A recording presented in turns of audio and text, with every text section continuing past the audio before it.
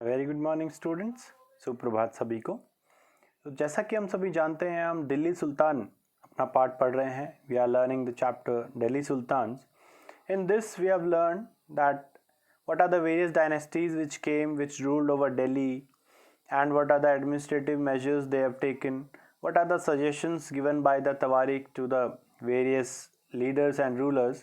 So let us further continue few more topics of our chapter and understand the structure, the challenges, and some other aspects of the Delhi सल्तनत।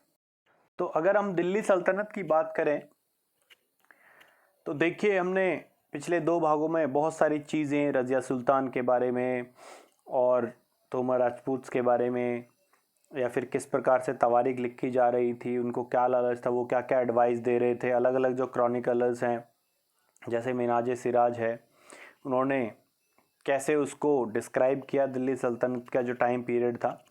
उसके बाद बात करते हैं हम third part की। तो तीसरे हिस्से में आज हमने पढ़ना है important aspect of that rule and the religion which they professed was Islam. तो इस्लाम से संबंधित एक महत्वपूर्ण विषय है मस्जिद। तो मस्जिद की जहाँ तक आप बात करें, बैकग्राउंड की इमेज में आपको दिख रहा होगा जामा मस्जिद, जो कि भारत का सबसे बड़ा मस्जिद है in terms of the number of people which can offer prayers. So a mosque is called a masjid in Arabic. एक mosque को अरेबिक भाषा में मस्जिद कहते हैं। A place where Muslims offer prayers to Allah. मुस्लिम जहाँ पर अल्लाह की इबादत करते हैं, उनको प्रेयर्स ऑफर करते हैं, उसको कहते हैं, उस जगह को कहते हैं मॉस्क या मस्जिद। The Muslim prayers are known as नमाज। मुस्लिम्स की जो प्रेयर होती है उसका मुख्य हिस्सा होता है नमाज। The most respected learned leader is known as इमाम।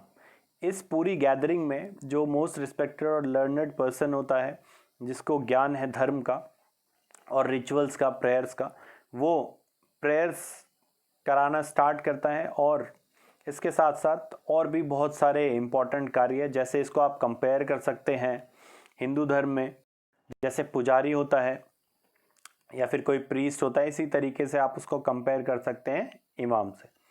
The Muslims stand facing Mecca in India, this is to the west and known as किबला। भारत में मुस्लिम्स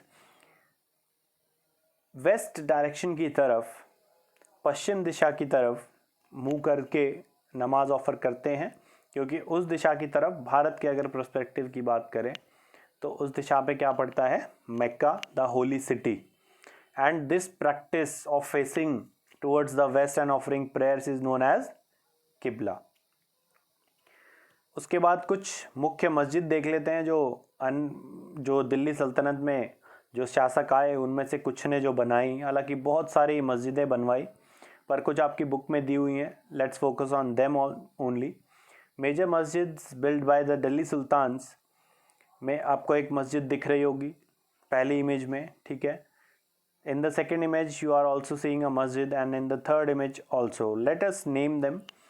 द फर्स्ट मस्जिद is Quwwat ul Islam Masjid, the second मस्जिद is Begumpuri Masjid and the third मस्जिद is Moth ki मस्जिद। किस किस ने इनको बनवाया? तो कुतुबुद्दीन ऐबक ने कुवैत अल इस्लाम को बनवाया, खाने जहां ने बेगमपुरी मस्जिद को बनवाया और वज़ीर मियाँ बोहिया ने मोट की मस्जिद को बनवाया। 1993 एडी में कुवैत अल इस्लाम मस्जिद का निर्माण हुआ। 12th सेंचुरी के बिगनिंग में बेगमपुरी मस्जिद का निर्माण हुआ और 1505 एडी में मोट की मस्जिद का निर्माण कराया गया। तो बहुत सारे मस्जिदों का निर्माण कराया शासकों ने, सुल्तान्स ने, क्योंकि उनके द्वारा प्रोफेस किए जाने वाला जो धर्म था वो था इस्लाम। वो ये दिखाना चाहते थे प्रजा को या उनके अपने सब्जेक्ट्स को that they are ruling on behalf of the almighty. ठीक है, तो गॉड अल्लाह के बिहाफ पे वो कार्य कर रहे हैं और उनके ही बताए गए दिशा निर्देशों पर चल रहे हैं, जिसकी वजह से उन्होंने बहुत सारे मस्जिद बनाए ताकि लोग they can come to those मस्जिद and offer prayers to God. Next is administration by the slaves.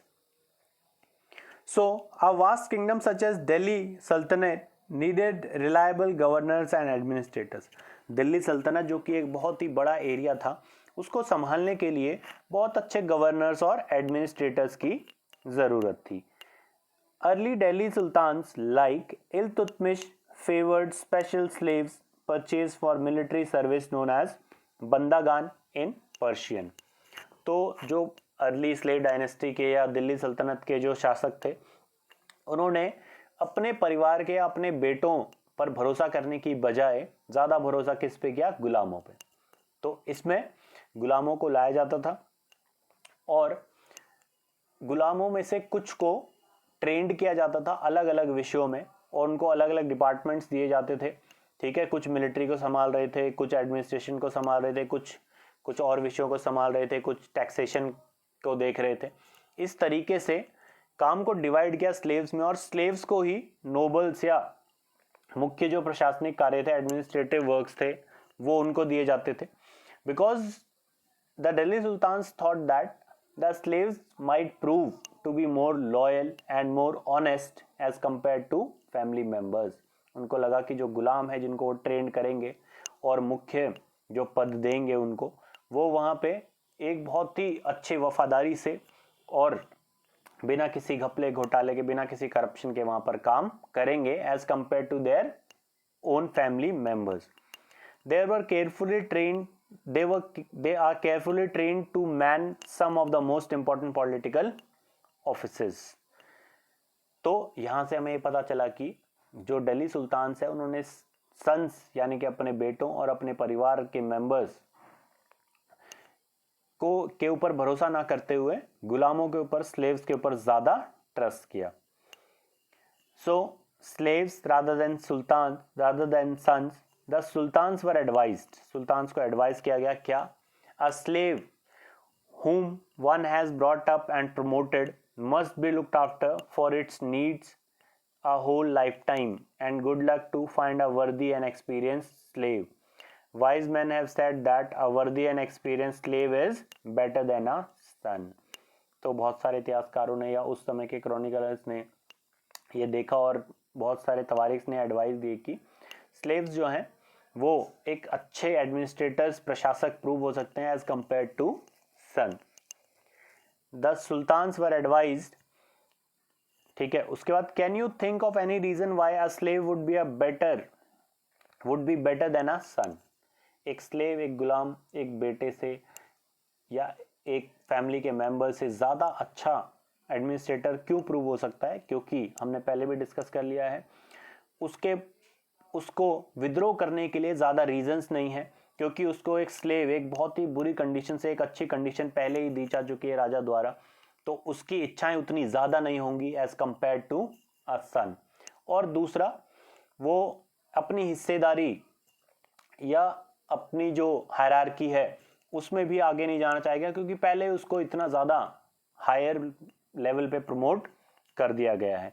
So due to his loyalty he can be more loyal and he can be more corruption free, more transparent, more obedient as compare to a son. So the slaves were preferred by the Delhi sultan. तो इसीलिए दिल्ली के जो सुल्तान है वो गुलामों पर ज्यादा विश्वास करते थे अपने बेटों की बजाय।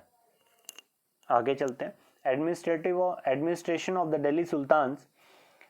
तो अब एडमिनिस्ट्रेशन की बात करते हैं कि कैसे। अब हमें पहले तो ये पता लगा कि उन्होंने स्लेव्स पे भरोसा किया, ज़्यादा अपने बेटों पे भरोसा नहीं किया, स्लेव्स को ट्रेनिंग दी, स्लेव्स को इंपॉर्टेंट पोजीशन पे बैठाया, गुलामों को, और उसके बाद उनसे एडमिनिस्ट्रेशन चलवाया। तो a person raised as a slave, एक ऐसा इंसान जिसको आगे बढ़ाया गया एक गुलाम की तरह और उसको हाई पोजीशन दे दी गई, तो उसको वो कहते थे क्लाइंट्स। ठीक है, ताकि वो दिए गए कार्यों को, जो काम किसी सुल्तान को दिए हैं, उनको बखूबी निभा सकें। The slaves and clients were loyal to their masters and patrons. जो स्लेव्स और क्लाइंट्स थे वो सभी लोग अक्सर बहुत ज़्यादा वफादार होते थे अपने मालिकों के या सुल्तान के।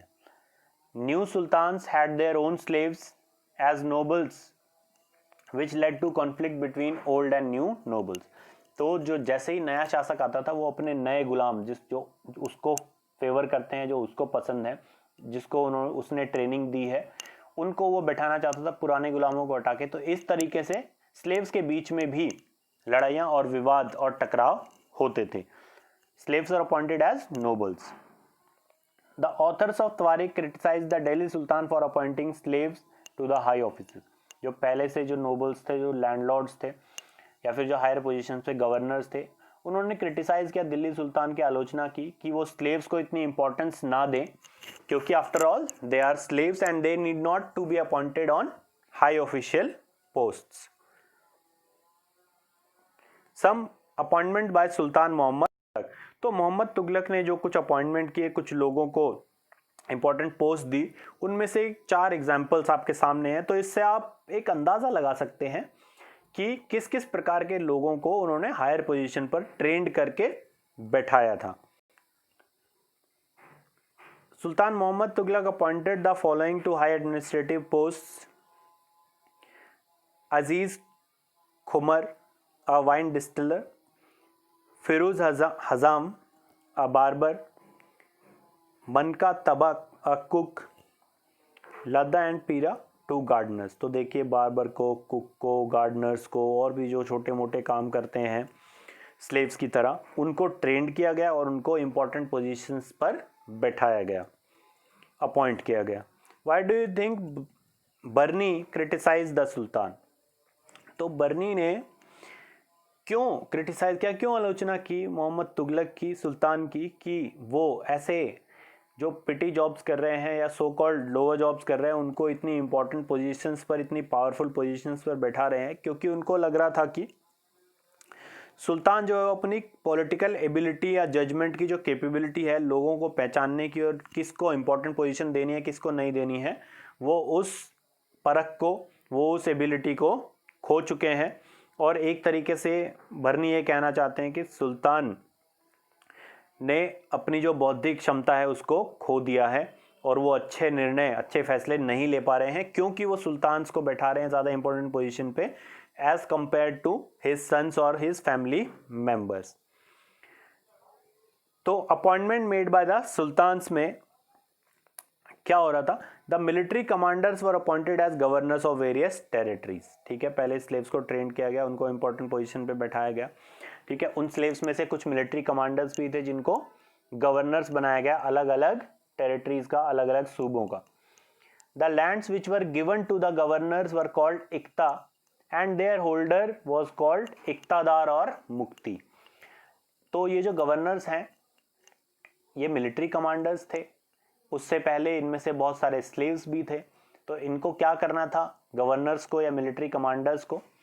इनको मिलिट्री यानी कि सोल्जर्स अपने पास ट्रेंड करके रखने थे हर समय, ताकि जब भी राजा को आवश्यकता हो वो उन सोल्जर्स का यूज कर सके युद्ध में. कोई उस पर आक्रमण करे या उसको किसी के ऊपर आक्रमण करना हो किसी टेरिटरी पे, तो उस समय वो सैनिक जो उन्होंने मेंटेन किए वो काम आ सके. तो इस काम के लिए जो सोल्जर्स मेंटेन कर रहे थे लोग, उसके बदले उनको ज़मीनें दी जाती थी और उन ज़मीनों से वो टैक्स कलेक्ट करते थे. तो ऐसी ज़मीन जो किसी गवर्नर को दी गई है, किसके बदले? सोल्जर्स मेंटेन करने के बदले, सोल्जर्स ट्रेंड करने के बदले, उसको कहते थे इक्ता. उस ज़मीन को इक्ता कहते थे जो ज़मीन गवर्नर्स को दी जाती थी. उन गवर्नर्स को, उन मिलिट्री कमांडर्स को जो सैनिकों को ट्रेंड कर रहे हैं और मेंटेन कर रहे हैं, उसको इक्ता कहा गया. और उस व्यक्ति को जिसको इक्ता दी गई उसको इक्तादार या muqti. So the land which were given to the governors were called iqta and their holders were called iqtadar और muqti. There were harsh conditions of service and were rigorously imposed during the reigns of Alauddin Khilji and Mohammad Tughlaq. Alauddin Khilji और मोहम्मद तुगलक के समय बहुत ही important position या इक्ता दी गई बहुत सारी, पर उन पर एक कंट्रोल, उन पर एक चेक रखा गया ताकि जो स्लेव है वो अपनी लॉयल्टी भूल ना जाए या फिर बहुत ज़्यादा पावर गेन ना कर ले जिससे वो विद्रोह कर सके. उसके बाद आगे बात करें तो अकाउंटेंट्स अपॉइंट कर रखे थे उन्होंने. अकाउंटेंट्स को अपॉइंट करने का यही पर्पस था कि अकाउंटेंट्स ये देखें कि जो स्लेव, जो मिलिट्री कमांडर्स हैं या गवर्नर्स हैं, जो इक्तादार्स हैं, वो उतना ही टैक्स कलेक्ट करें जितना टैक्स कलेक्ट करने की आज़ादी उनको है. वो इतना ज़्यादा टैक्स ना कलेक्ट करें ताकि पीजेंट्स अगली बार टैक्स ही ना दे पाएँ. So accountants were appointed by the state to check amount of revenue collected by the muktis or iqtadar. Check was also kept on the prescribed rules and regulations of tax collection by the state. Also, a check was kept that the इक्तादार और मुक्ति kept the required number of soldiers. जितने soldiers राजा ने रखने बोला है उतने ही soldiers को maintain कर रहे हैं. ऐसा ना हो कि उन्होंने बहुत बड़ी एक आर्मी तैयार कर दी है सीक्रेटली. तो टैक्स कितना कलेक्ट कर रहे हैं, रूल के हिसाब से कलेक्ट कर रहे हैं नहीं कर रहे हैं, और उसके अलावा कितने सोल्जर्स को मेंटेन कर रहे हैं, इन सब पे एक नज़र रखी जाती थी सुल्तान के द्वारा.